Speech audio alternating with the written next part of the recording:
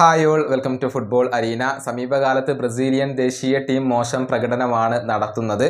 കഴിഞ്ഞ അർജന്റീനക്കെതിരെയുള്ള മത്സരത്തിൽ വലിയ തോൽവി ഏറ്റുവാങ്ങേണ്ടി വന്നു. ഡൊറിവാൽ ജൂനിയറെ പുറത്താക്കി പകരം കാർലോ ആഞ്ചലോട്ടിയെ കൊണ്ടുവന്നിട്ടുണ്ട്. അത് ആരാധകർക്ക് ഒരൽപ്പം സന്തോഷം അല്ലെങ്കിൽ ആശ്വാസം നൽകുന്ന ഒരു കാര്യമാണ്. CBFന്റെ പ്രസിഡന്റായ എഡ്നാർഡോ റോഡ്രിഗസ് കാർലോ ആഞ്ചലോട്ടിയെ നിയമിച്ചതിനെ കുറിച്ച് ചില കാര്യങ്ങൾ ഇപ്പോൾ പറഞ്ഞിട്ടുണ്ട്.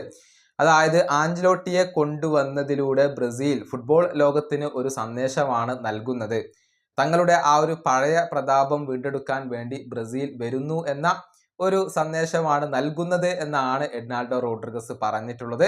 അദ്ദേഹത്തിന്റെ വാക്കുകൾ ഇങ്ങനെയാണ്: കാർലോ ആഞ്ചലോട്ടിയെ ബ്രസീൽ പരിശീലകനായിക്കൊണ്ട് നിയമിച്ചത് കേവലം ഒരു സ്ട്രാറ്റജിക് മൂവ് മാത്രമല്ല, ഇത് ബ്രസീൽ ലോകത്തിന് നൽകുന്ന ഒരു സന്ദേശമാണ്. ഞങ്ങളുടെ പഴയ പ്രതാപവും സ്ഥാനവും പിടിച്ചെടുക്കാൻ ഞങ്ങൾ സജ്ജരാണ് എന്നാണ് ഇതിലൂടെ ഞങ്ങൾ നൽകുന്ന സന്ദേശം. ഫുട്ബോൾ ചരിത്രത്തിലെ എക്കാലത്തെയും മികച്ച പരിശീലകനാണ് കാർലോ ആഞ്ചലോട്ടി. ഫുട്ബോൾ ചരിത്രത്തിലെ ഏറ്റവും മികച്ച ദേശീയ ടീമിനെയാണ് അദ്ദേഹം പരിശീലിപ്പിക്കാൻ വരുന്നത്. ഞങ്ങൾ ഒരുമിച്ച് നിന്നുകൊണ്ട് ഇവിടെ പുതിയ അധ്യായങ്ങൾ രചിക്കും.